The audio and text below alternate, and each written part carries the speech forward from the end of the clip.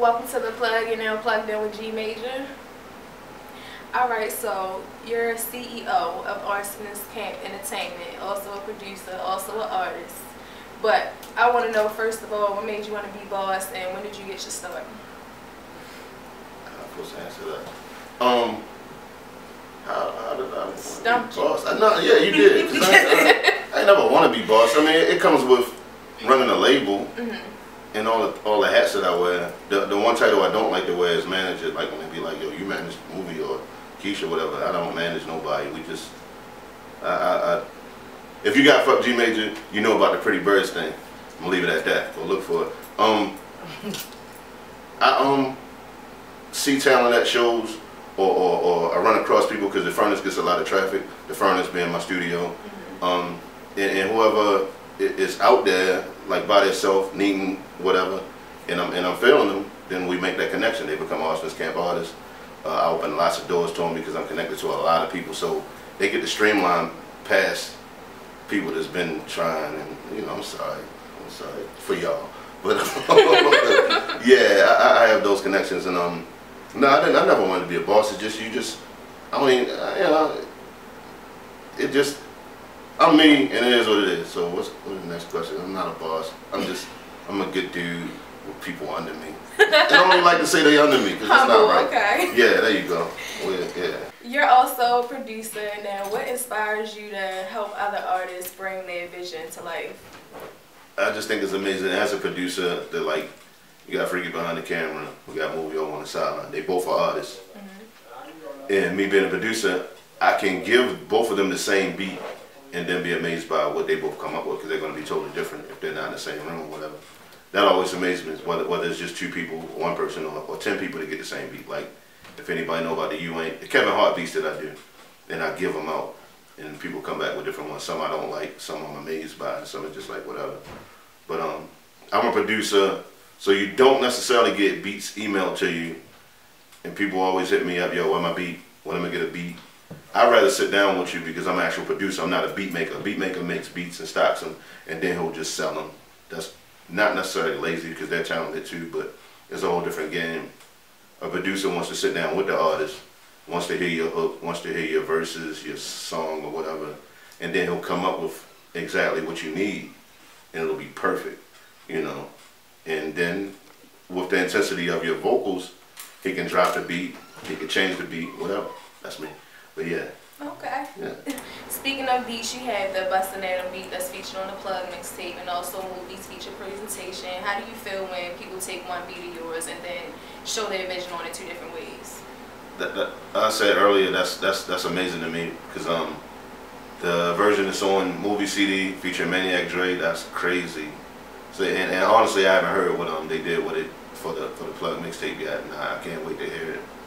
And yeah, no, it's amazing though. Like I said, that I can give the same people the same beat and see what comes out of it, because it's different minds, and that's crazy. So, yeah. Crazy. It is. Okay. Now, before you let somebody join Arsonist Camp Entertainment, what qualities do you look for in them, and what shows you that they'll have longevity versus being like a one-hit wonder or somebody that's just doing it for the time being? I don't look for typical things. I think that's what it is. I look at the music first. I look at that performance. Like if I'm in the 5 or the black hole's not around no more. But if I'm in a function where there's performances and I'm looking at a certain act, and they go in there, and I'm liking everything. I'm looking at certain things. I'm not necessarily looking for a look per se, because. And I say that because people always say you gotta have that look, you gotta wear the skinny jeans or baggy jeans or whatever the hell. You don't, that can come later if it's necessarily. But now I'm looking at what you performing. If it caught me, if I'm really into your shit, your hook, what you saying, and your delivery, your performance, and all that. I'm looking at everything, and then I'll probably approach you like, yo, you know, you got a CD, and they say no. Of course, I'm gonna be like, damn, you should have a CD. You did your thing, and they're like, well, you know, I ain't really with nobody. And it's like, God. And on some cocky shit, I won't get you, because I mean, I got a lot to offer. I have the overhead financially myself that I could give you free beats, and I'm Gmajor. My inbox is done with people buying beats. I have my own studio. I can provide my artists with a free place to record because my clientele, non-artists, can pay my electric. So I'm good. But yeah, I look for, you know, that in an artist. Like I did with Movie, like I did, well, I know Keisha a long time, and that was an opportunity situation. Same thing with Chucha. That was kind of both. That was an opportunity situation and just liking Yo from what he was doing, as long as I'd known him. But yeah. Okay. Now, what's your overall goal for what you're doing with Baltimore music right now? What do you want to be known for? I done already created a legacy that I forget as I keep walking. Every footstep that I take, I forget the one that I just left.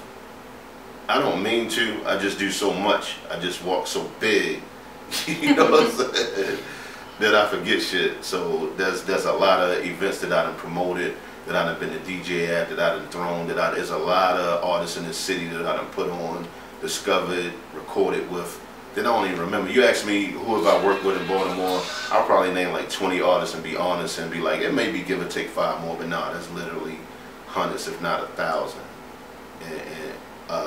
Like the Sapphire Sundays I did successfully for 2 years. That was a showcase for Baltimore artists. Who Got Next, which was done for about a year. There was Lighters Up parties we did at the 5. I done so much. I DJ'd for Steel Bars Entertainment, which is defunct. I done DJ'd for Heavy Hitter shows. So tell us one genre of music that you listen to that we wouldn't expect you to. Said one. Or 2.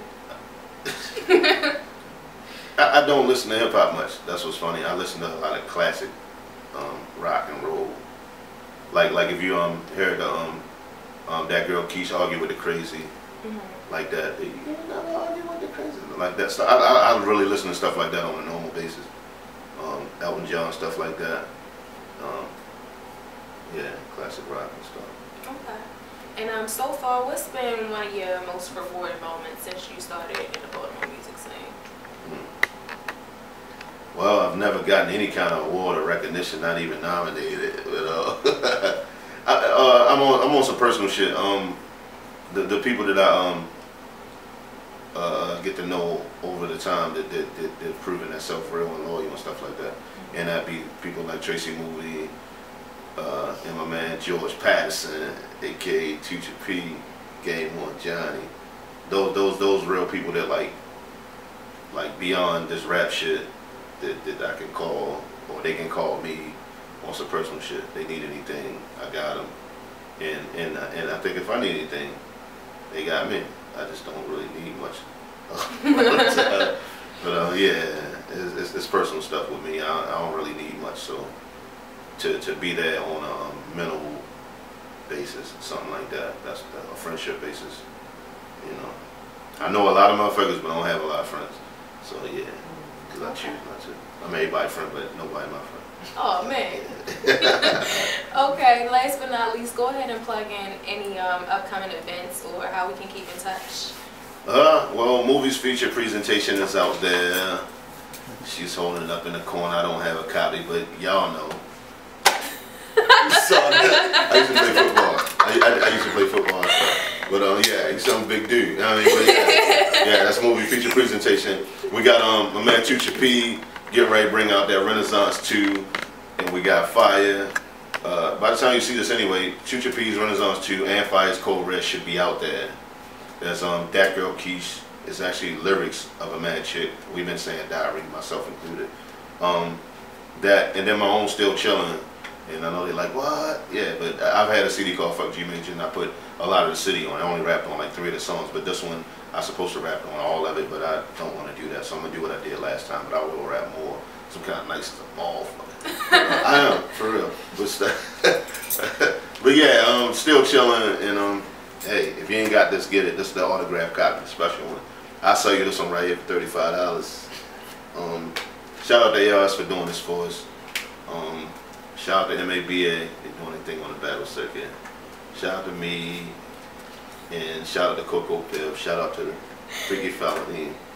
Shout out to the Plug, and yeah, shout out to my city, because we doing our thing, and yeah, that's yeah, we'll have a part 2 or something, and I'll say some other shit, but other than that, we good.